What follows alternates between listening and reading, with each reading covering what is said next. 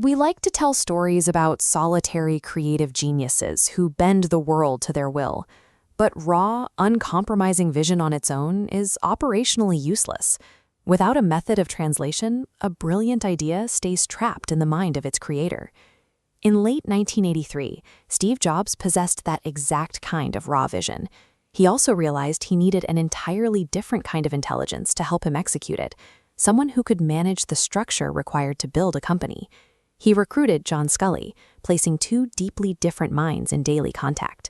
The resulting friction, the pressure of an impossible idea grinding against rigid organizational boundaries, produced what neither man could have achieved alone. Jobs would walk into a meeting with an idea perfectly formed in his head.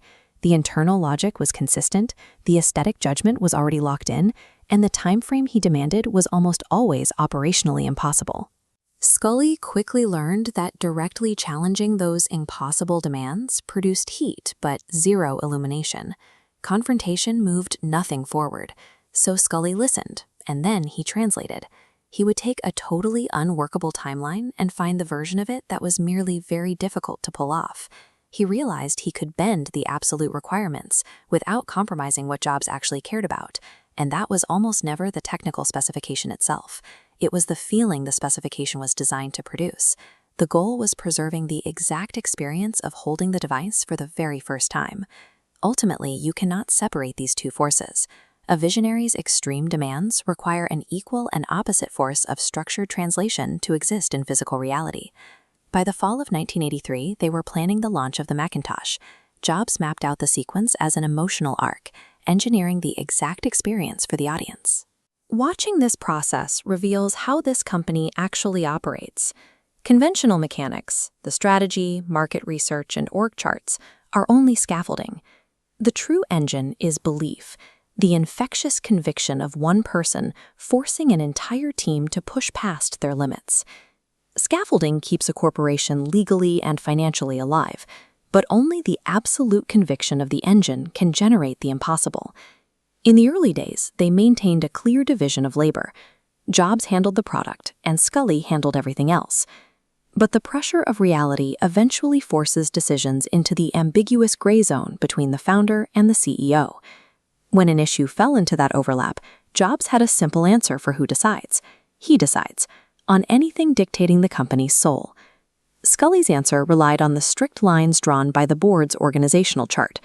The forward momentum of shipping the Macintosh masked this deep incompatibility. They were too focused on the future to fight over the present. But a launch always ends, and what follows a launch are hard, unbending financial numbers. When raw belief and structural reality are forced to compete over the exact same territory, an organization turns its greatest generative asset into an escalating systemic risk.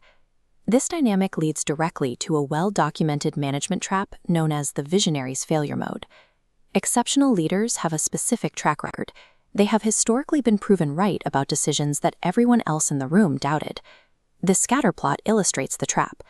If right 9 times out of 10, the logical response to a 10th warning is skepticism, but this quickly mutates into systematic bias. Previous successes form a mental wall, blocking any new information contradicting the leader's model. The people building the scaffolding learn that challenging the vision is useless, so they simply stop offering honest counterperspectives. A visionary's past success dangerously trains them to ignore the feedback needed to save the company. The afterstate of this organization is entirely predictable. The scaffolding completely stops talking to the engine. This danger doesn't arrive with an explosion. It accumulates quietly in the pauses and in the unacknowledged edges of everyday conversations. Eventually, the leader is left making critical decisions inside a reality bubble that no longer matches the actual world everyone else is living in. When an organization relies entirely on one person to bend reality, its greatest existential threat lies in the quiet disappearance of anyone brave enough